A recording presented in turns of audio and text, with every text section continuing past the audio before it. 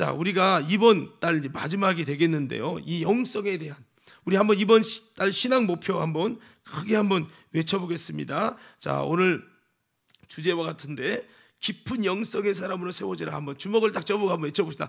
시작. 깊은 영성의 사람으로 세워지라. 시작. 자, 저를 봐주시고요. 어떤 사람으로 세워지자고요? 예, 영성의 사람이 되기 원해요. 제가 처음에 이야기했지만 교회 다니는 그냥 신앙인은 교회는 다닐 수 있어요. 문제는 태풍이 불고 고난이 오면 그냥 금방 무너지고 언제 예수 믿었어? 할 정도로 그렇게 바뀌어질 수 있어요. 그런데요, 영성을 가지면 그 모든 것을 돌파하고 승리하는 신앙이 되어져요. 성경의 신명기 4장에 보면 이스라엘 가운데 애굽을 나오게 하는 10가지 기적의 하나님을 보았어요. 홍해를 기적같이 건너게 하시는 구원의 하나님을 보았어요. 그런 다음에 그들은 광야에서 살아계신 하나님께 예배를 드리는 일을 하면서 하나님께서 많은 정말 농사도 짓지 않은 그곳에서 60만 잔정을 만나와 메추라기를 먹이면서 구름기둥으로 불기둥으로 인도하시는 기적의 하나님, 능력의 하나님, 전능하신 하나님, 살아계신 하나님, 이런 역사를 보았어요. 경험했어요. 그런데 문제는 뭔지 아십니까?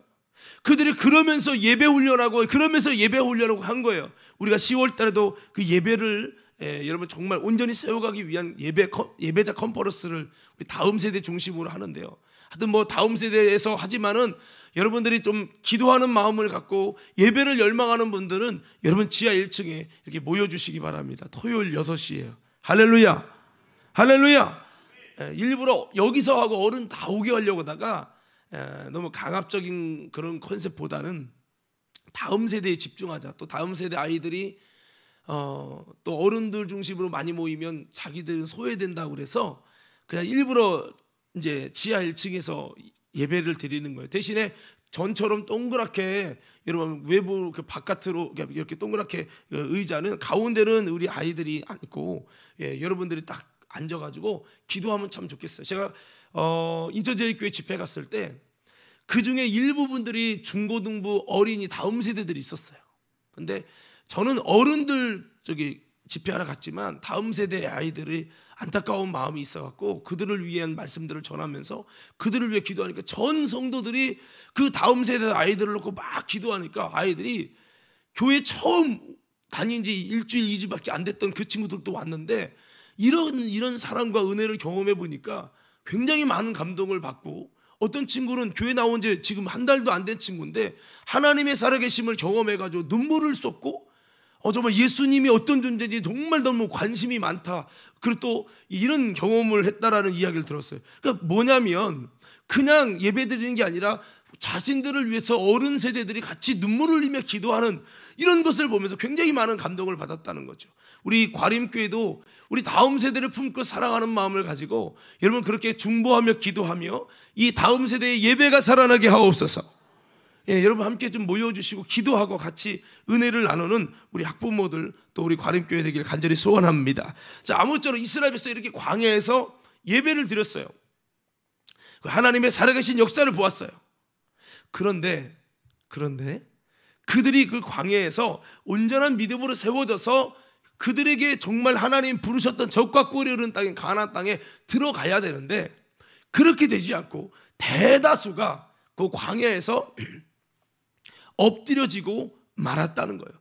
엎드려졌다는 것은 결국에는 그들의 믿음이 승리하여 가나안 땅에 들어가지 못하고 그 광야에서 변질된 신앙이 되고 결국은 여러분 예배 거쳐 무너지는 신앙, 하나님의 안식에 들어가지 못하는 신앙으로 미끄러지는 신앙, 쭉정이 되는 신앙이 되고 말았다는 거예요. 근데 성경에는 뭐라고 기록하냐면 신명기 4장에서는 왜 그들이 믿음에서 떠나고 미혹되고 결국 하나님이 부르신 땅 가나안 땅에 못 들어갔냐? 이유는 여호와께부터 떠나지 않았어야 되는데 여호와께 붙어있지 않는 신앙생활을 하다 보니까 결국엔 다 미끄러지고 넘어지고 광야에서 엎드려져서 하나님이 원하시는 그 부르신 그 가나안 땅에 온전히 도달하지 못했다고 기록하고 있어요. 자, 여러분들이 교회만 다니는 신앙이 되지 말고 여호와께 붙는 신앙이 되시고 예수님께 온전히 붙는 신앙이 되시고, 그래서 어떤 고난과 환난 속에서도 돌파하고 승리하고 이겨내서 주님이 나를 부르신 부르심의 그 천국까지 온전히 이룰 수 있게 되기를 예수님 이름으로 축복합니다.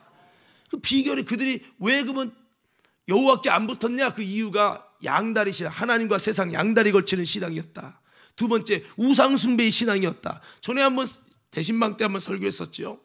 그리고 기도하는 신앙은 안 떨어졌는데 기도 않는 영성, 이들이었기 때문에 결국은 다 무너졌다, 이런 말씀들 드렸잖아요. 그리고 하나님의 말씀을 가감하지 않고 그 말씀대로 순종하며 따라간 자들은 다 여호와께 붙어서 이기고 승리했는데, 그렇지 못하고 적당주의로 신앙생활하고 적당주의로 말씀 따라가는 신앙은 다 미끄러졌다는 거예요. 지금 여기가 어디예요? 자, 박수 세 번 시작. 지금 여기가 어디예요? 교회죠, 교회. 근데 구약적으로 표현하면 여기 어디예요? 광야예요. 어디라고요?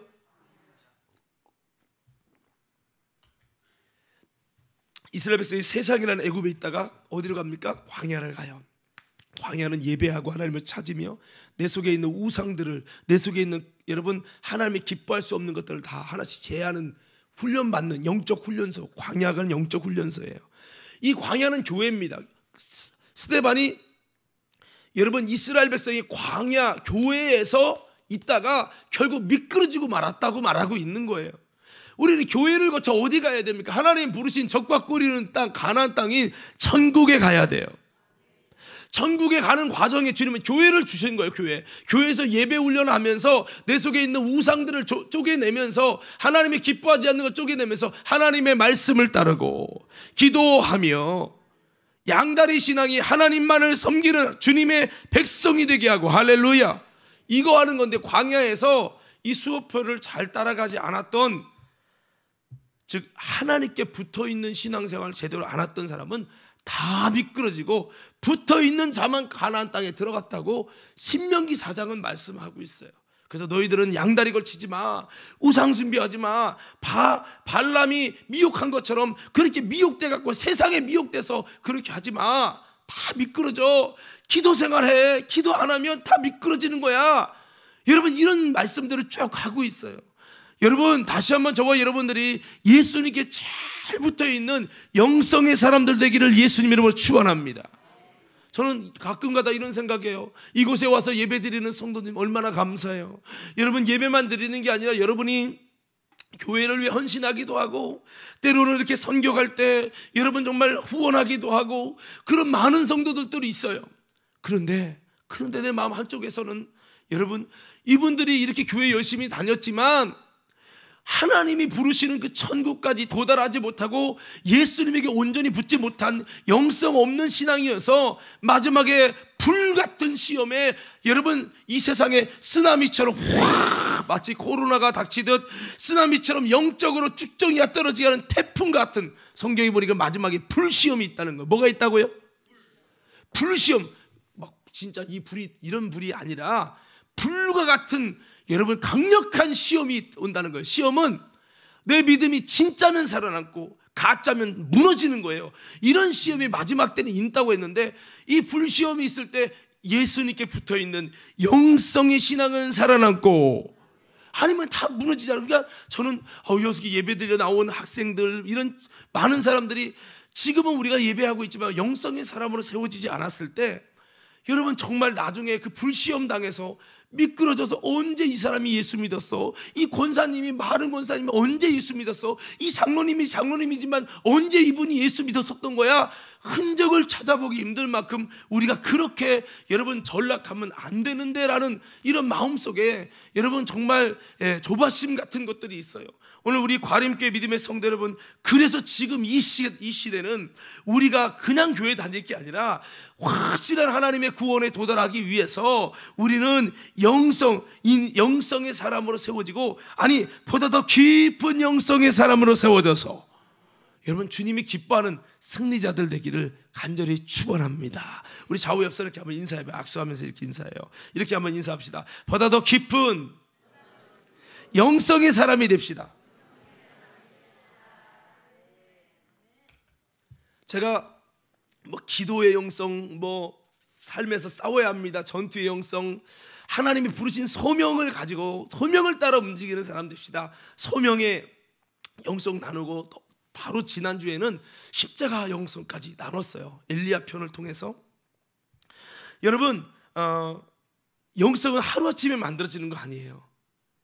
오늘 예배드리고 아멘하고 결단했다고 영성이 되는 게 아니에요.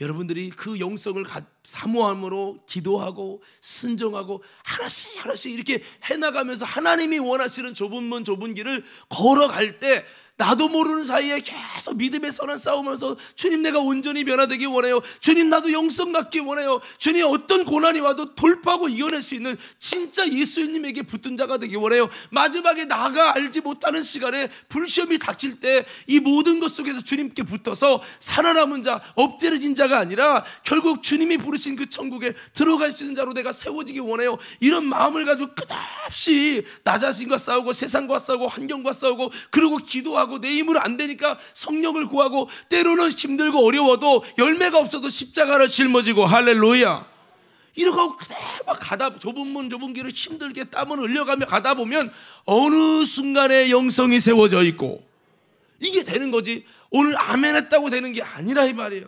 영성의 삶은요, 한번 따라 합시다. 좁은 문 좁은 길을 걸어가야 합니다. 육신의 편안함을 추구하는 사람은 갈 수가 없는 것이 바로 이 영성의 세계예요. 여러분 한번 이렇게 생각해 보세요. 나는 영성이 있는가? 한번 생각하고 한번 자기에게 자신에게 물어봐요. 나는 영성이 있는가? 뭐 영성 집회라는 거 하잖아요. 영성은 바로 엘리야 같이 영성이 있기 때문에 고난이 와도 이기고, 여러분 어려움 중에도 승리하고, 결국에는 하나님이 아름다운 마지막을 맞게 하시는 그 역사 가운데 나아갈 수 있는 그런 사람들, 이게 바로 보이지 않는 영성이에요. 저는 우리 과림교회 예배가 여러분 짧게 1시간 미만으로 드리는 교회도 있지만, 이렇게 드려지는 것을 통해 여러분 가운데 보이지 않는, 몸은 힘들지만 보이지 않는 영성이 세워지기 바라고, 여러분 그래서 뭔가 과림교회 성도가 뭔가 달라 할 수 있는 여러분 믿음의 성도들이 되기를 간절히 축복합니다.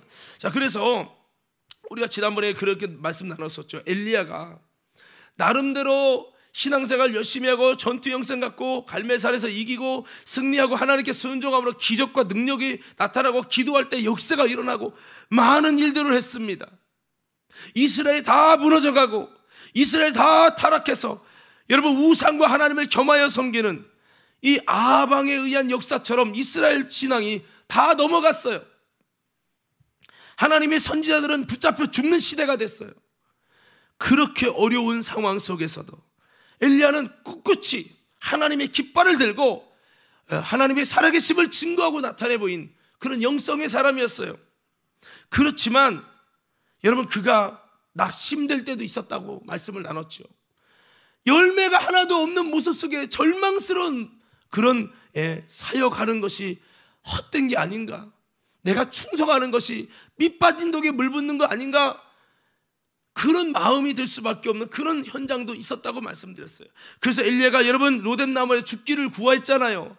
그렇게 죽기를 구하는 그런 연약한 모습이 있었고, 하나님이 호렙산에서 너 왜 여기 있느냐, 너 왜 여기 있느냐 그렇게 물어봐도 엘리야는 똑같은 말만 반복해요. 내가 열심히 너무 많아서 그렇게 했는데 열심의 대가는 이렇게 나 혼자 남았어요. 계속 그렇게 이야기했어요. 그런 어떻게 보면 마지막이 별로 안 좋아 보이는 엘리야. 그러나 하나님은 그의 마지막을 놀랍게 영화롭게 해주시고, 그의 죽음으로, 사람은 죄값이 사망이라 모든 사람이 죽음에 이르를 수밖에 없어요. 죽기까지 고통스러운 죽음에 이르르는 거예요. 여러분 엘리사는 질병으로 고통 가운데 질병 가운데 죽었어요. 그런데 엘리야는 질병이 죽음도 교통사고 죽음도 아니에요. 하나님께서 죽음을 보지 않는 휴거로, 이 휴거는요 굉장히 영광스러운 거예요. 물론 예수님이 재림하실 때 여러분 살아있는 자가 된다면 휴거 당할 수 있겠지만 휴거는 아무나 당하는 게 아니에요. 그것도 예수님이 재림하시기 전에 휴거 당한 사람은 구약 성경의 인물 중에 여러분 몇 명이라고요? 2명. 누구라고요? 에녹과 에녹은 어떤 삶을 살았죠? 하나님과 동행했어요. 무드셀라를 난 다음에 300년 동안 하나님과 온전히 동행하는 삶을 살았어요. 오늘이 마지막이다, 오늘이 심판날이다, 종말이다라고 하는 마음을 가지고 그 아이 이름이 무드셀라가 종말이잖아요. 뜻이 이 아이가 죽을 때 세상이 종말이란다. 그렇군요. 그래서 여러분 그렇게 사는 사람이 에녹이에요. 그러다 보니까 에녹은 날마다 언제 종말이, 이 아이가 눈을 감으면 이 아이와 나와 함께 종말이 일어나겠구나. 나는 이 종말이 일어나기 전에 어떻게 살아야 될까? 하나님의 뜻대로 살기를 원합니다. 그래서 날마다 긴장을 놓치지 않고 마지막처럼 사는 사람이 에녹이에요. 그랬더니 에녹의 나이가 몇 세에 죽었어요? 1년이 365일이죠. 그런데 하나님이 이 세상을 1년이 며칠이 되게 했어요? 365일이 되게 했어요. 와, 이건 역사를 뒤바꾸는 사건이에요. 예수님이 태어나시기 전 여러분 후 해갖고 AD 그런 말 쓰잖아요. 이것처럼 역사의 획을 긋는 에녹의 사건, 노아 홍수 사건 이후로요 전 세계 여러분 이 자연계가 완전히 뒤바뀝니다. 할렐루야. 노아 홍수 사건 이전에는 여러분 눈이 왔어요? 안 왔어요? 안 왔죠. 여러분 노아가 있을 때 비가 왔었을까요? 안 왔었을까요? 퀴즈. 그래서 우리 성경 잘 봐야 돼. 노아의 시대까지 노아가 마지막에 비를 경험할 때 홍수 때 비 오기 전에는 비가 단 한 번도 온 적이 없어요. 그 노아가 대단한 거라니까. 왜 하나님이 한 번도 여러 번 비가 왔으면 하나님 비 오는데 뭐 비가 올 수 있지 그렇다고 해서 이렇게 넘치겠어? 이렇게 하는데 과학적으로 보면 노아 홍수 시 이전에는요 365일이 아니었고요. 그때는요 비가 이렇게 땅에 내리지도 않았어요. 이상한 눈을 봐요. 이거 성경 과학적으로 다 증명된 거예요 이거. 할렐루야. 그래서 우리가 성경을 해야 돼. 여러분 그 노아 홍수 이전에는 비가 한 번도 안 왔고요 365일 제도도 아니었어요. 북극과 남극으로 갈라지는 얼음과 눈이 오는 사계절이 없었다 이 말이에요. 이 얘기하면 빨리 설교 진도 나가야 되는데 여러분 그런데 한 번도 내리지 않은 비를 하나님이 내려서 이 세계가 물로 잠긴다? 이거를 믿은 사람이 누구예요? 노아 할아버지 배를 짓는다. 노아 할아버지 배를 짓는다. 높은 산 꼭대기에다가 배를 짓는다. 앞집에 김서방, 뒷집에 박서방 모두가 반대하여도 하나님 말씀대로만 짓겠습니다. 할렐루야. 노아가 그러면서 방주를 지었잖아요. 근데 남들이 볼 때 저 미친놈 아니야. 무슨 한 번도 오지 않은 비라는 게 와. 비라는 경험을 못했네 내가. 이렇게 외칠 때 노아는 하나님의 말씀이므로 한 번도 이루어지지 않는 걸 그렇게 했잖아요. 그런데 이렇게 여러분 노아 홍수 사건으로 해서 이 전 세계가 물로 다 덮였었죠. 그러다가 그 물을 하나님이 샥 남극과 북극으로 밀어서 바람으로 밀어놓은 다음에 샥 어떻게 얼려가지고 남극과 북극이 얼음이 시작된 거예요. 그래서 요즘에 빙하가 녹고 있잖아요. 이게 여러분 전설 따라 그거 아니에요. 이게 여러분 정확한 지구과학적인 여러분 이게 정확한 팩트고 과학이라는 거예요 이게. 할렐루야. 그 과학을 좀 알면은 이게 막 실감이 나는데 과학을 모르니까 그런가? 이러시는 분이 계신데 여러분 성경은 얼마나 정확한지 모릅니다. 아무쪼록 이렇게 하나님이 에녹 시대 그러니까 에녹이 먼저 죽었지만 무드셀라가 죽고 이렇게 그 무드셀라가 이게 죽을 때와 이 노아 때 죽음 이것이 같다 이 말이에요. 왜 그러면 노아 때 죽음이 같냐? 그 노아는 살았죠. 그때가 같냐? 그 무드셀라가 죽는 그 나이가 여러분 홍수가 일어난 나이라고 했잖아요. 그때 보니까 노아가 여러분 그 노아의 에녹이 이제 노아가 에녹의 영향을 받았다 뭐 그런 말씀 들었죠. 여러분 그래서 결국에는 이렇게 에녹이 300년 동안 주님과 동행하면서 하나님이 그를 휴거를 봐서 죽음을 보지 않게 하셨는데, 그리고 이 온 세계를, 이 세상을 365일 체제로 바꿔버렸어요. 이거는 뭐를 바라보라는 건 뭐냐면 누구처럼 살라고 하는 얘기예요? 에녹처럼. 할렐루야. 과학에는 이런 얘기 없잖아요. 천문학에서 이런 얘기 모르잖아요. 이게 지금 만들어진 얘기가 아니라 역사적 사실입니다. 할렐루야. 그러니까 하나님이 주신 메시지인 거예요. 365일을 살 때마다 너 누구처럼 살아? 에녹처럼 살아. 그러면 죽음을 보지 않을 거야. 죽음을 이길 거야. 이렇게 말씀한 거죠. 그렇게 대표적인 인물 에녹이 휴거당하고, 그 다음에 누가요? 엘리야가 휴거당한 거야. 왜 엘리야 같이 마지막에 나는 못해요 이런 사람에게 그런 영광을 주셨나? 지난번에 말씀드렸죠. 그것은 그가 보다 더 깊은 영성, 최고의 영성을 가진 사역자였기 때문이라는 말씀드렸어요. 최고의 영성을 가진, 최고의 영성이 뭐예요? 그럼 여러분들이 십자가의 영성 외치는 거예요. 최고의 영성이 뭐라고요? 다시, 최고의 영성이 뭐라고요? 자, 제가 열심히 수고하고 믿음으로 수고하고 순종했어요. 그랬더니 아름다운 열매를 경험하고 아름다운 부흥을 경험했어요. 이건 십자가가 아닙니다. 예수님이 하나님 뜻대로 온전히 순종했어요. 열심히 수고했어요. 여러분 배에서 주무실 만큼 잠도 못 자가면서 수고했어요. 그런데 예수님의 사역의 끝이 뭐였어요? 십자가죠. 제자도 버리고 도망가요. 예수님 사역은 실패한 것 같았어요. 아니 예수님이 그렇게 진실하게 가르치고 여러분 복음을 전파하시고 여러분 그 다음에 치유하시는 사역을 얼마나 진실하게 잘했어요. 어떤 선지자가 와도, 그리스도가 와도 이만한 이적과 능력을 행할 수 없다라고 말씀하는 그 엄청난 일들을 하셨는데, 그 예수님의 사역의 끝이 뭐예요? 십자가였어요. 죽음이었어요. 배신과 배반이었어요. 누가 봐도 예수님의 사역은 실패자예요. 이게 뭐다고요? 십자가라고요. 할렐루야. 엘리야의 삶을 한번 보세요. 엘리야가 열심히 수고했어요. 그 끝이 뭐예요? 죽음이에요. 비참한 죽음. 이세벨이 내일 내가 너를 못 죽이면 내가 죽을 거다. 내 목숨 걸고 신이 나를 벌하기 원한다. 내일 너를 못 죽이면 신이 나를 벌하기 원한다. 그렇게 작정하고 목숨 걸고 이세벨이 죽여버린대. 엄청난 거죠. 한 나라의 대통령과 그 아내가 너를 내일 못 죽이면 내가 죽을 것이다. 신에게 작정을 걸어놓고 죽인대. 이런 엄청난 엘리야의 끝이 그거였어요. 엘리야는 순종했어요. 엘리야는 아름다운 역사를 세웠어요. 가장 어두운 땅에 하나님의 강력한 빛을 드러냈어요. 할렐루야. 그런데 그 끝이 뭐라고요? 비참한 죽음이에요.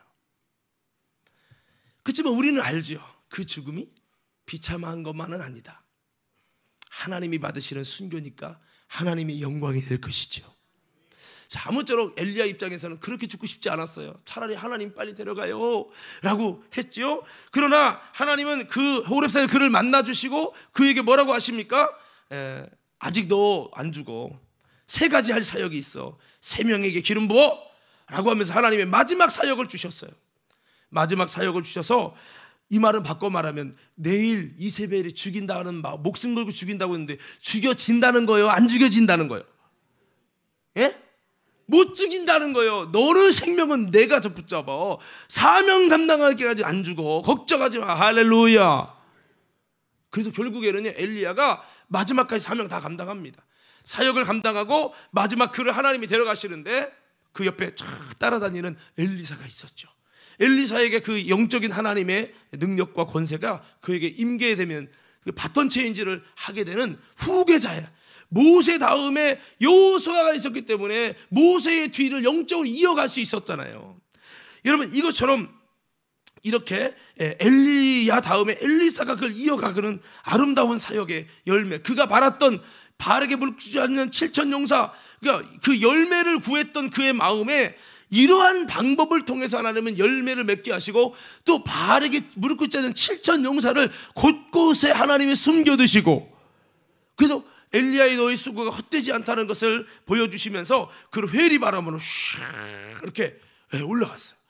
나도 그런 하나님이 죽음을 보지 않게 회리 바람으로 승천하면서 여러분 되면 얼마나 좋을까. 자, 아무쪼록 예수님의 생애 뒤에 마지막에 십자가였어요. 비참한 죽음 같지만은 죽음 뒤에 많은 열매가 있었어요. 할렐루야. 엘리야의 수고 뒤에는 사람들에게 버림받는 정말 비참한 죽음이 있는데 그 죽음을 그냥 허락하지 않으시고 그 정말 그가 상상할 수 없는 영광, 아니 죽음 자체를 보지 않는 영광, 휴거의 영광, 구약의 인물 중에 에녹 다음으로 두 번째로 이런 영광을 그에게 딱 주시고 그 슬퍼한 이 엘리야에게 이런 영광을 주시고 죽음을 보지 않는 휴거를 엘리사도 목도하게 하셨어요. 그래서 제가 그런 말씀드렸죠. 왜 이렇게 엘리야에게 하나님은 그렇게 은혜를 주셨을까? 사무엘도 아니고요. 그것은 그가 한 사역이 십자가 사역이었기 때문이다. 이 십자가의 영성은 굉장히 중요한 거예요. 우리 한번 따라합시다. 십자가의 영성은 최고의 영성입니다. 너무 귀한데 사람들이 이걸 좋아하지 않아요. 제가 지난번에 제자여행 하면서 그랬어요. 여러분, 하나님의 사역이 이렇게 귀한 겁니다. 뭐 이런 말씀하고, 만일 내 자식이 목회자가 된다고 하면 나는 아멘입니다라고 할 수 있는 사람 손 드세요. 제자 중에 단 한 명도, 한 30명 제자 풀려면 단 한 명도 아멘이라고 손 드는 사람이 없었어요. 그래서 질문을 했어요. 왜 싫습니까? 목사님 힘들잖아요. 이게 공통된 답이었어요. 뭐냐면 우리가 십자가 사역 그래 좋아요 귀해요 인정은 하지만 그 길을 내가 가는 거, 그 길을 내 자식이 가는 거는 싫어하더라는 거죠. 이만큼 십자가 영성은 대단하고 귀하고 영광스럽고 하나님이 최고로. 그러니까 여러분 보세요. 제가 물어볼게요. 하나님이 열심히 한 A라는 사람과 열심히 하는데 그 끝을 죽음으로 주님을 위해 죽은 사람과 여러분 영광이 같아요? 달라요? 다르지요. 주님을 위해 죽은 사람, 못 배임 받은 사람, 이 영광은 다른 거예요. 바로 이 엘리야가 그런 상황이 있는 거죠. 그렇지만 하나님이 그에게는 그의 수고를 보시고 죽음을 보지 않는 휴고로 마지막을 해주셨어요. 그리고 그의 모든 여러분 순교의 그 모든 희생은 하나님 다 받으신 거, 이미 받으신 거죠.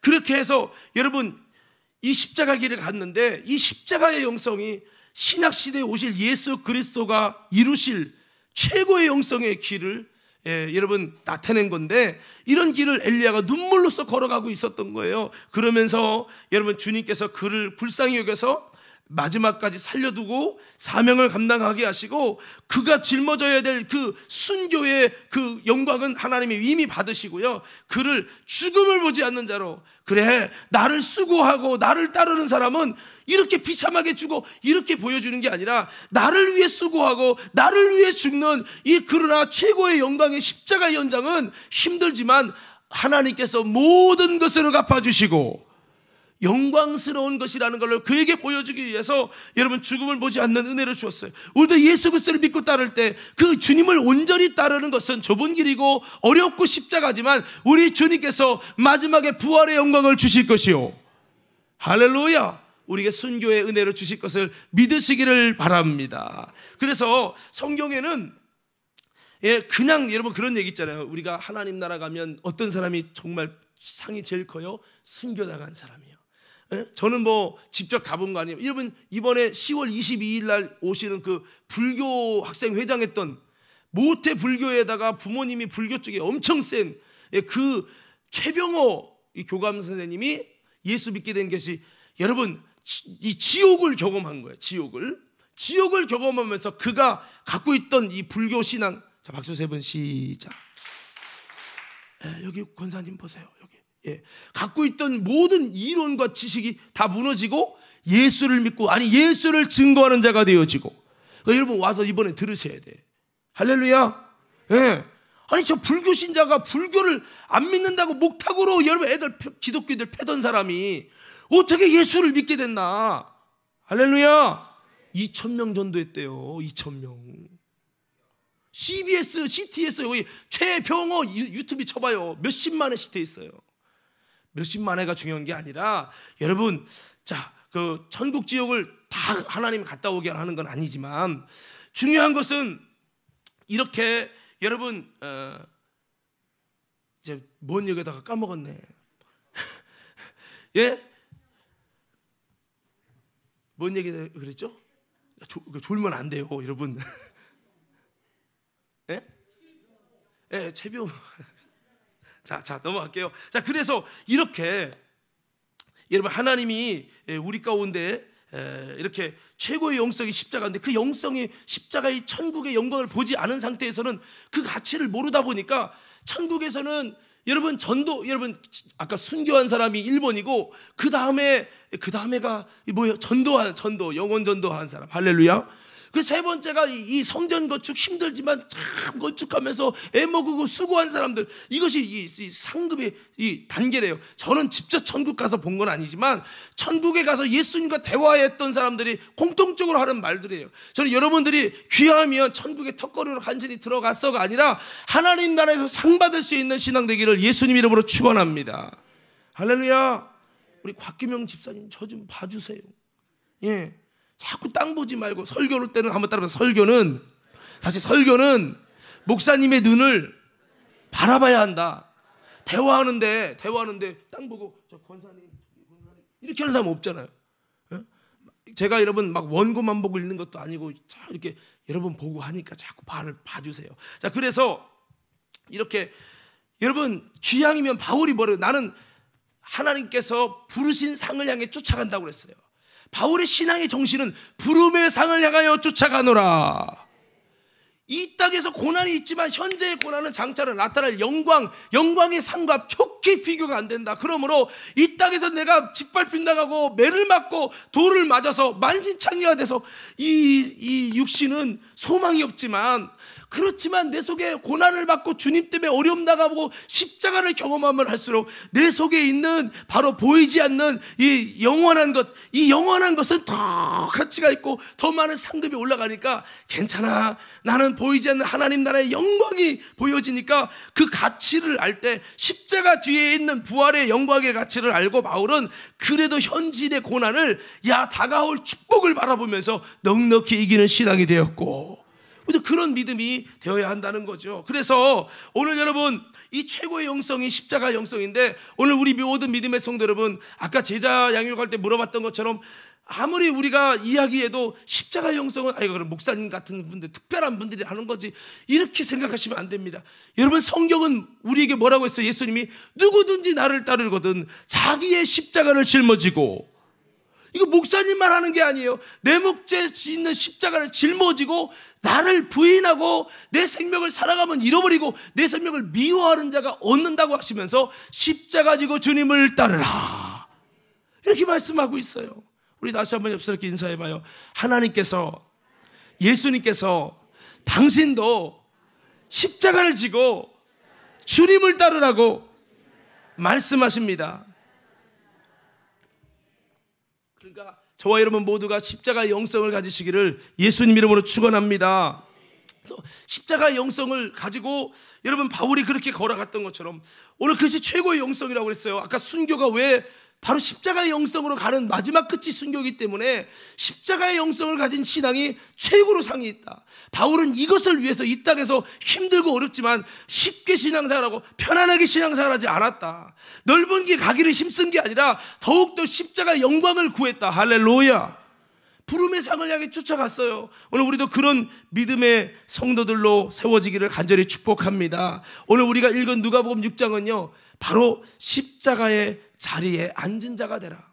너의 신앙의 삶의 주소가 그런 높은 자리, 영광스러운 자리, 배부른 자리, 정말 칭찬받는 자리, 우대받는 자리, 유명해지는 자리, 사람이 존경하는 그 자리에만 앉으려고 하지 말고 십자가 지는 자리, 십자가의 자리가 뭐냐? 많은 사람이 고개 젓고 흔들고 도망가는 자리, 버림받는 자리, 욕먹는 자리, 미워하는 자리, 남들이 실패했다고 손가락질하는 자리. 그러나 그는 하나님의 뜻에 순종해서 묵묵히 하나님의 영광을 위해서 그 길을 순종함으로 걸어간 거예요. 할렐루야.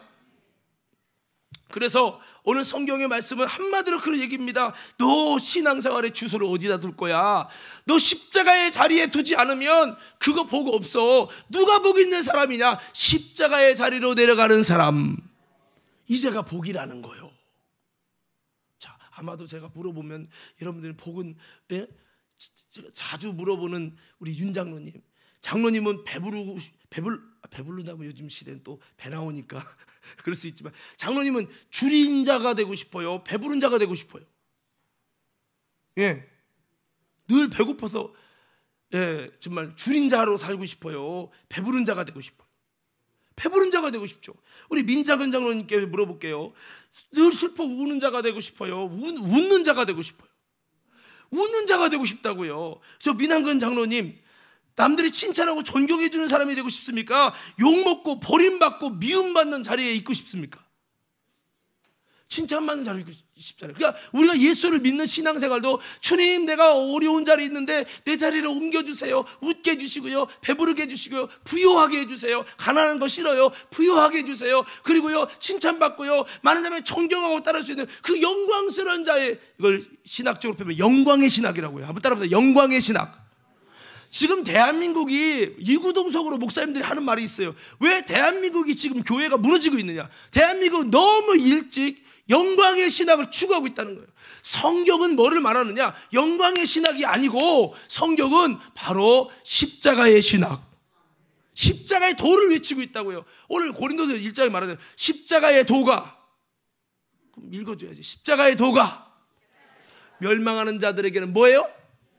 지금 근데 문제는 지금 기독교인들이 십자가의 도를 미련하게 본다니까. 아니, 우리는 멸망할 자가 아니라 예수 믿는 자잖아요. 아멘.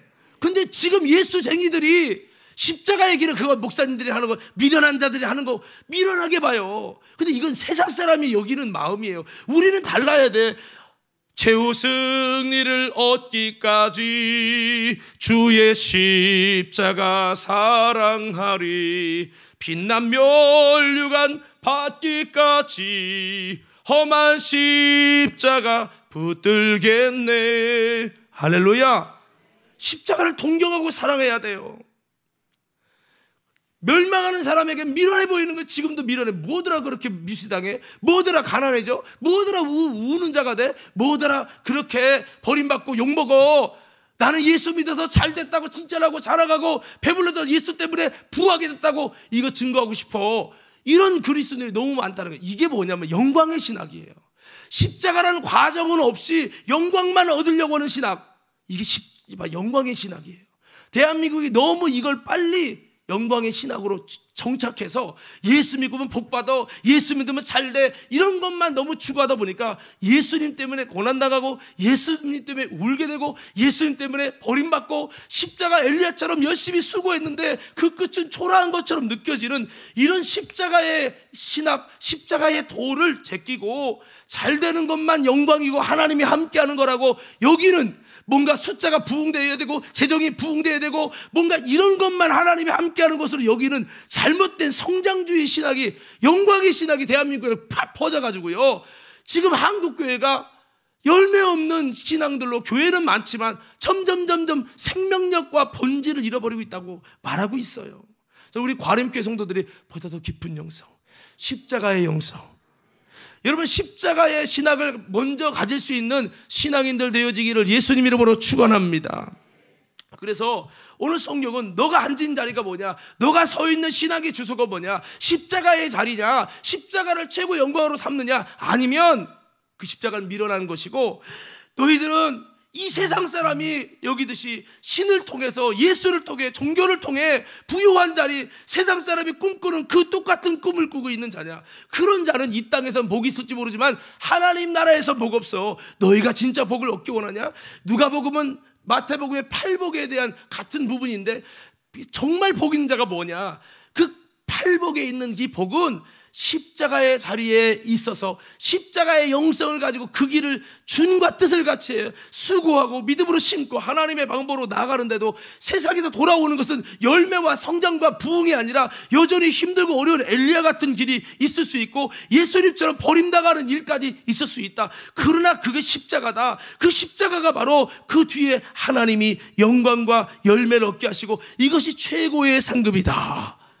진짜 복 있는 사람은 이런 사람이라고 말하고 있는 게 오늘 본문의 말씀이라는 거죠. 우리 본문 다시 한번 읽어봅시다. 본문, 자 우리 누가복음 6장 한번 읽어보는 거예요. 20절부터 한번 읽겠습니다. 시작.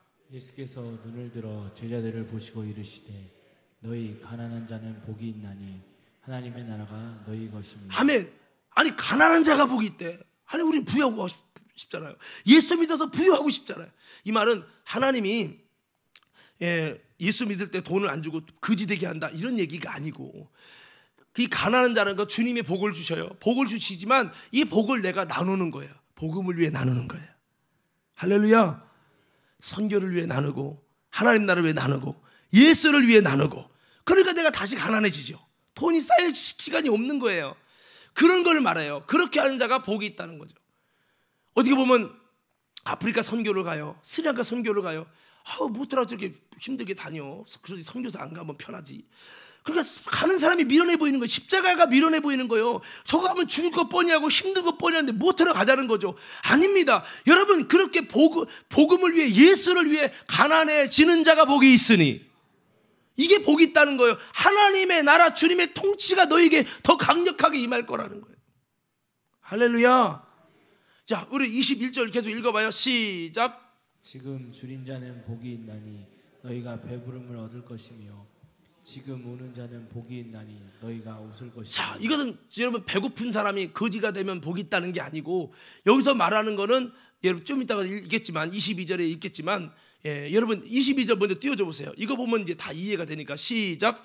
인자로 말미암아 사람들이 너희를 미워하며 멀리하고 욕하고 너희 이름을 악하다 하여 버릴 때에는 너희에게 복이 있도다. 누구로 말미암아? 인자. 다시 누구로 말미암아? 예수. 예수님 때문에. 할렐루야. 또 여기 이 인자라는 말은 어떤 단어로도 해석되냐면 바로 이것은 여러분 하나님의 긍휼이라고 하는 의미로도 해석돼요. 하나님의 뜻을 위해서 너희가 미움받고 욕먹고 악하다고 버림받으면 너희에게 복이 있도다. 할렐루야. 목적어가 참 중요한 거죠. 그러니까 다시 21절에 와서 여러분 그냥 줄인 자가 복이라는 게 아니에요. 여러분 노숙자로 살아서 배고픔에 살면은 그게 고행하는 것이 복이 있다는 게 아니라 열심히 믿음으로 살세요. 여러분 일도 하세요. 복도 받으세요. 그러나 여러분 그것을 통해서 하나님의 나라를 위해 수고하고 천국을 위해서 내 이웃을 내 몸같이 사랑하는 일을 위해서 헌신하고 수고하다 보면 나도 모르게 줄여진다는 거죠. 이렇게 주님을 위해 예수를 위해 인자를 위해 줄인 자는 복이 있나니. 이게 뭐예요? 십자가는 여러분 내가 약해서 뺏기는 게 아니에요. 예수님이 내가 뺏는 자가 있어서가 아니라 내가 스스로 버리노라. 이거는 얻기 위해 버리노라 했잖아요. 십자가는 내가 안 갈 수 있어요. 그렇지만 하나님의 뜻과 하나님의 나라와 하나님이 기뻐하시는 것을 알기 때문에 스스로 자신을 포기하고 자신을 부인하고 여러분 그 십자가에 우는 자리로, 여러분 배고픈 자리로, 버림받는 자리로 내려가는 거예요. 그래서 여러분 이렇게 줄인 자가 복이 있다. 너희가 배부름을 얻을 것이다. 언제요? 하나님의 나라에서 주님이 배부르게 할 것이요. 어떤 분이 그랬죠. 목사님 저는요 지금도 배 나와 죽겠는데 거기 가서 안 먹어도 돼요. 지금 그런 얘기가 아니라는 거죠. 자, 이해되시면 아멘. 저는 여러분들이 하나님의 나라에서 정말 이 배부름이 상징하는 축복의 역사가 여러분에게 있게 되기를 예수님 이름으로 축원합니다. 이 땅에서 여러분 십자가의 자리, 십자가의 영성으로 가는 게 아니라 내 육신의 즐거움을 위해서 여러분 기도 안 하면 즐겁고 오후 예배 때 제끼고 도망가면 더 즐거워. 육신적으로는 금요 예배 안 나오면 더 할렐루야야. 예배는 뭐 한 달에 한두 번만 가끔 간문에 콩나지 드리면 더 육신은 마음대로 할 수 있어요. 더 나아가서 술 먹고 담배 피고 마음대로 여러분 뭐 마약도 먹고 동성애하고 죄지면 마음대로 여러분 예수라는 걸 그냥 종교에 그냥 껍데기로 하고 교회 그냥 책가방신을 왔다 갔다 하면 육신은 행복하고 자유로운 것 같죠. 그러나 그것은요 하나님 나라에서 비참해지는 거예요. 여러분 내가 누릴 수 있는 자유를 십자가로 복음을 위해 묶어두시기를 예수님 이름으로 축원합니다. 그런 자가 복이 있다. 왜? 나를 위해서 온 거니까. 하나님의 나라를 위해서 온 거니까. 주님이 그 사람들은 그 나라에서 모든 것을 갚아주신다는. 그래서 줄인 자는 복이 있나니 저희 배부름 얻을 것이다. 어디서? 천국에서. 그리고 우는 자는 복이 있나니 내가 울 필요 없어요. 전도 안 하면 울 필요가 뭐 있어요? 전도 하려다 보니까 울어야 되고, 제가 목사 안 하면 울 필요가 뭐 있어요? 그냥 내가 하고 싶으면 막 기타나 치고 놀고 하면 되는데, 그러나 회사 하나만 다니려고 해도요 힘들잖아요. 속상할 때도 있잖아요. 마음 상할 때가 있잖아요. 그래도 여러분 회사를 통해서 생계를 유지하기 위해서 참고 가잖아요. 여러분 이것처럼 하나님의 나라를 위해서 내가 때로는 충성해야 되고 헌신해야 되고, 여러분 직분을 감당하려다 보니까 힘들고 울어야 할 일이 많아요. 그거 안 하면 안 울어도 돼요. 그러니까 우리가 하나님의 나라를 위해서 우리가, 여러분 전도 안 하면 얼마나 편하겠어요. 기도 안 시키면 얼마나 편해. 근데 목사님이 저녁 기도하라고 하지, 전도하라고 하지, 아우 죽겠어 정말. 이게 죽겠어 정말 하는 사람은 애기신앙이에요. 애기신앙. 뭐라고요? 애기신앙. 지금 졸고 있는 분이 한 분 계신데 네. 애기신앙이 그러는 거예요. 애기신앙이. 투정부린 애기신앙. 여러분 성숙되기를 예수님 이름으로 축원합니다. 그래서 여러분 스스로가 추구하는 성향이 부한 자가 아니라 주님 부해지는데, 이 부를 주님의 나라와 주님의 영광을 위해서 내가 사용해서 내가 주님 때문에 가난해지고 주님 때문에 울게 해주십시오. 내가 죄져서 우는 거 말고, 내가 잘못해서 우는 게 아니라 주님이 원하는 길과 십자가를 위해서 우는 자가 되면 주님이 그 나라에서 웃게 하실 것이요. 그래서 우리가 삶의 현장이 어디 있어야 복이 있다? 십자가의 자리에 있는 자가 복이 있다. 십자가의 영성을 가지고 따르는 자가 복이 있다고 말씀하고 있는 거예요. 22절 한번 보겠습니다. 다시 한번요. 시작. 인자로 말미암아 사람들이 너희를 미워하며 멀리하고 욕하고 너희 이름을 악하다 하여 버릴 때에는 너희에게 복이 있도다. 예, 그렇게 주님의 뜻을 위해서 내가 썩어지는 거죠. 순종하는 거죠.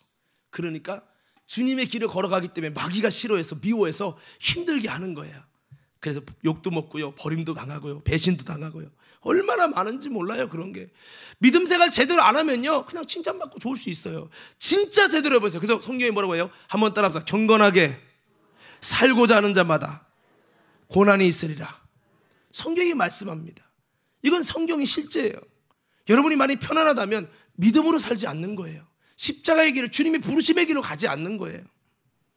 그래서 우리가 이 십자가를 사랑하고, 오늘 본문의 말씀은 그 십자가의 도가 멸망한 자에 미련한데 구원을 얻는 우리에게는 하나님의 능력이 됨이라. 저는 여러분이 십자가가 부끄러운 것이 아니라 능력 되기를 예수님 이름으로 축원합니다. 우리 좌우옆에서 다시 한번 이렇게 인사해요. 십자가가 능력이 되기 바랍니다. 여러분이 십자가 영성을 가지고, 주님 나도 십자가 작은 것부터 짊어지고 주님 따를 수 있게 해주십시오. 내가 십자가에서 영광을 받는 게 아니라 십자가 진 다음에 무시당하고 욕먹고 버림당하는데, 이 길 끝에서 주님이 주시는 영광과 상급을 보게 하옵소서. 열매를 맺게 하옵소서. 이제 말씀을 정리하겠습니다. 사랑하는 성도 여러분, 우리가 감당하는 것이 진정한 십자가로 인정되기 위해서는요 우리가 주님의 뜻에 온전히 순종해야 됩니다. 주님과 뜻을 같이 하고 생각을 같이 하고 행동을 같이 하는 믿음이 되어야 합니다. 고난이 오고 절망이 와도 포기하지 않고 기도하며 주님을 쫓아가야 합니다. 주님이 원하시는 대로 나아가면서도 내 죄를 제하여 내 죄로 인한 고난이 아니라 오직 저 죽어가는 멸망하는 영혼들을 위해 대신 고난당하는 그런 고난, 복음을 위한 고난이 되어야 된다는 거죠. 아버지의 심정으로 복음을 위해서 당하는 고난이 되게 할 때 그게 십자가가 되는 거예요. 그렇게 우리가 십자가 영성으로 십자가 사역을 잘 하려면 어떻게 됩니까? 첫째, 자기 부정이 필요합니다. 둘째, 주님만이 왕이 되셔야 합니다. 셋째, 예수님만을 높이려고 해야 됩니다. 자꾸 신앙생활 나를 높이려고 하면 십자가가 안 되는 거예요. 주님만 높이려고 해야 될 때 십자가가 되는 거예요. 그리고 좁은 문 좁은 길의 신앙이 돼야 돼요. 할렐루야. 그리고 십자가의 영성과 십자가의 사역을 하려면 내 유익을 구하려는 마음을 내려놔야 돼요. 사심을 없애야 돼요. 주님의 영광이면 됩니다. 이 마음 가져야 된다는 거죠. 그리고 여러분, 주님 뜻에 민감하셔야 돼요. 아무나 십자가 지는 게 아니에요. 성령의 감동과 감화에 움직일 수 있는 사람이 돼야 됩니다. 그래야 십자가 지는 거예요. 그리고 여러분, 십자가 지려면 주님 형상이 필요해요. 오래 참음도 필요하고요, 긍휼도 필요하고요, 온유함도 필요하고요, 겸손함이 필요합니다. 자비가 필요하고요, 믿음의 소망이 있어야 돼요. 그래야 십자가를 견뎌내는 거예요. 우리가 철저히 정욕적이고 육신적이고 세상적인 사람은 절대로 할 수 없는 게 십자가예요.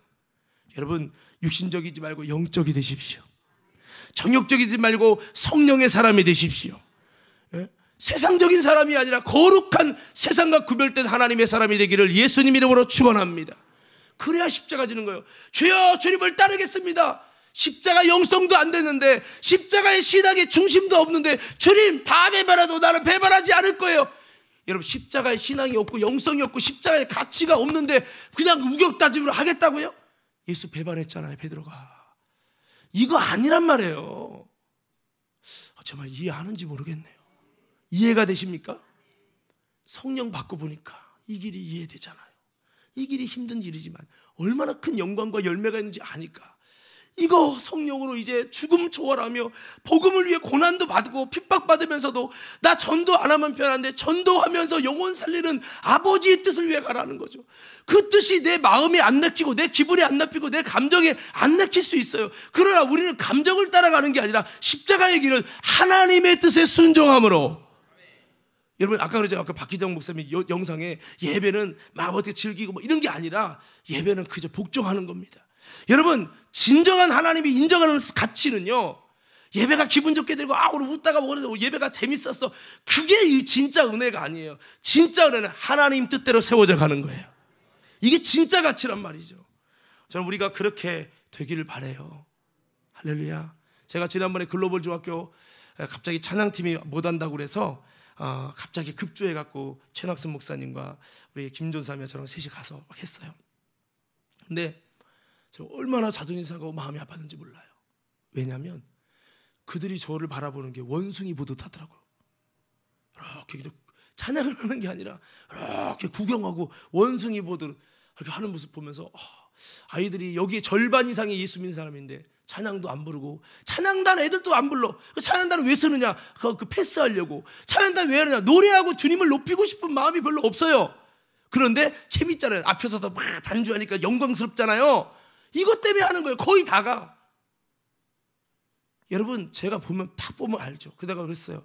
찬양단 하는 찬양부 애들도 찬양하려고 하지 않는다면 어떻게 하겠냐고. 제가 가면서 여러분 가면서 세팅하다 온몸이 막 땀이 범벅이 됐어요. 그런데 막 찬양을 인도하고 또 설교를 하고 막.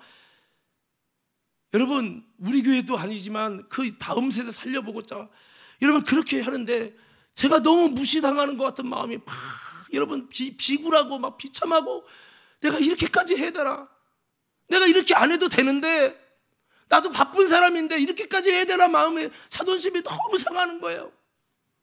근데 가만히 생각해 보니까 내가 내려놓으면 여러분 또 그 다음 세대 어떻게 해요? 그래서 주님, 밑바닥부터 갈게요. 밑바닥부터 갈게요. 이런 마음을 가지고 했어요. 그 다음 주에 했더니 그래도 많이 아이들이 찬양하고, 뭐 기도도 하지 말라. 학교 방침이 이제 하든지 말든지 기도도 할 거예요. 잘리면 잘리는 거고. 이번에 막 기도도 했어요. 그랬더니 아이들이 예배가 달라지기 시작하는 거예요. 여러분, 십자가는 여러분 비굴하고 비참한 거예요. 편안하게 이렇게 여러분 예배 시간 주무시는 그런 자리가 아닙니다, 여러분. 근데 여러분이 십자가를 사랑했으면 좋겠어요. 할렐루야. 제발 부탁입니다, 여러분. 그냥 영성, 그냥 대충 교회 다니고 조금 힘들면 교회 배반하고 떠나고 신앙을 떠나는 신앙이 아니라, 예수님이 나를 위해 피 쏟고 살찌져 죽으신 그 예수의 정신을 가지고, 그분이 나를 위해 이렇게 죽었다. 왜 죽었냐? 왜? 나도 좀 그 길을 한번 가보자 할 수 있는 진실이 우리 속에 터져 나와서 주님이 가신 그 길을 가면서 십자가의 보람을 느끼시기 바라고, 그랬으면 좋겠다는 거예요. 할렐루야. 어떻게 이렇게 동감을 하는지, 나 혼자 떠드는지. 목사님, 우리는 설교 짧은 게 최고 은혜예요. 오늘 이번에 보니까 막, 원래 정치 폄하하는 거 아닙니다.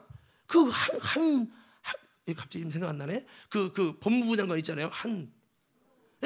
그래서 이게 왜 법적으로 잘못됐는지 설명은 드려야 되지 않습니까? 국민이 알 권리가 있지 않습니까? 물러가라 하면서 막 그냥 무조건 말도 못하게 하더라고요. 그러니까 그 사람이 도중에 이런 말을 하더라고. 아니, 왜 이렇게 구속하는지 이유는 들어보고 그 다음에 비판하고 해야 되지 않습니까? 덮어놓고 무조건 이거는 아니지 않습니까? 이렇게 얘기를 하는 걸 들었어요. 우리 교회도 덮어놓고 아멘만 하시니까, 목사님 아멘 됐으니까 그만하시고 우리는 예배, 이런 게 아니잖아요. 예수님 피 흘리신 사정, 왜 좁은 길을 가라고 하는지, 왜 십자가가 가치가 있는지 하나님이 애절하게 말하고 싶은 마음을 주의 종을 통하여 말하고, 그 가치를 보면서 그런 거구나. 저는 여러분 이 중에서 주의 종의 길로 갈 수 있는 선교사도 나오고 목회자도 나올 수 있기를 예수님 이름으로 축원합니다. 십자가를 동경하고 십자가를 살아, 십자가의 도가 내게 미련하다면, 나랑 상관없다면 나는 멸망하는 자예요. 그러나 그 십자가가 능력이라면 여러분은 구원을 얻는 자예요. 여러분에게 그 십자가가 능력 되시기를 예수님 이름으로 축원합니다. 자, 함께 이 시간에 아무도 예배하지 않는 이 찬양하고 좀 시간이 갔지만 여러분 짧게라도 좀 기도할게요. 아무도 예배하지 않는 여러분 이 찬양 부르겠습니다.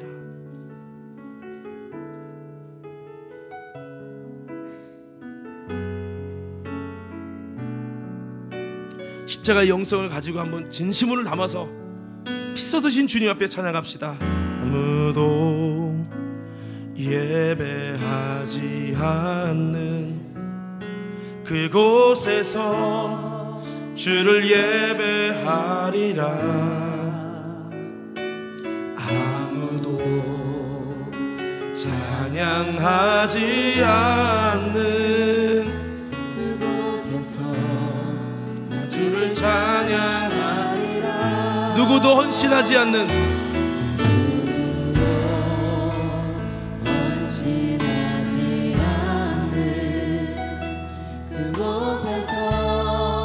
주께 헌신하리라.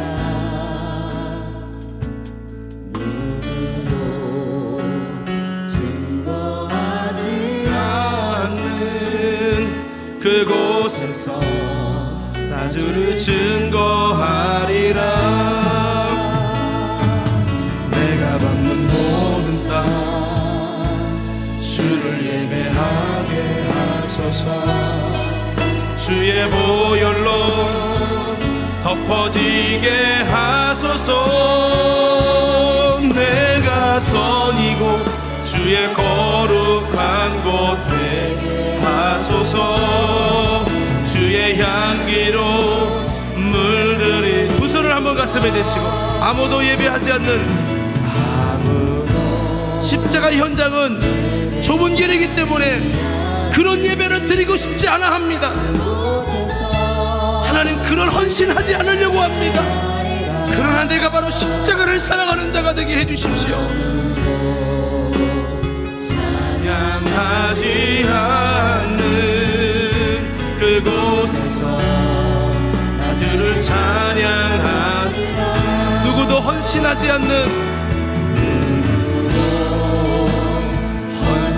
우리 주님은 여러분을 위해 헌신해 주셨습니다. 그곳에서 주께 헌신하리라. 누구도 증거하지 않는, 누구도 증거하지 않는 그곳에서 나 주를 증거. 우리 믿음의 두 손 높이 들고 찬양합니다. 내가 받는 모든 땅 주를 예배하게 하소서. 주의 보혈로 덮어지게 하소서. 내가 선이고 주의 거룩한 곳 되게 하소서. 주의 향기로 물들이. 내가 밟는 모든 땅, 내가 밟는 모든 땅 주를 예배하게 하소서. 주의 보혈로 덮어지게 낮은 자리에 임하게 하옵소서. 십자가의 자리에 앉아있는 신앙생활 되게 하여 주시옵소서. 주의 향. 우리 마지막 한 번만 더 후렴 찬양합니다. 내가 받는 모든 땅, 내가 받는 모든 땅. 가난한 자리, 배고픈 사람, 버림받고 욕먹는 그 자리, 예수님의 자리에 있는 십자가의 영성의 사람이 되게 하소서. 이곳 주의 거룩한 곳 되게 하소서. 주의 향기로 물들이소서. 우리 시간에 통서로 기도할 때에 하나님 다시 한번 주님이 걸어가신 그 십자가의 자리를 내가 사랑하고 그 험한 십자가를 사랑하고 그 십자가를 무관심하며 아버지 하나님 미련하게 보는 것이 아니라 하나님 내게 하나님 구원의 능력으로 사랑하고 나도 그 십자가 지고 주님 따르겠다는 그 영성, 십자가 영성을 내게 부어달라고 우리 이 시간 다 같이 두 손 높이 드시고 주여 세 번 외치고 우리 동서로 기도합니다. 주여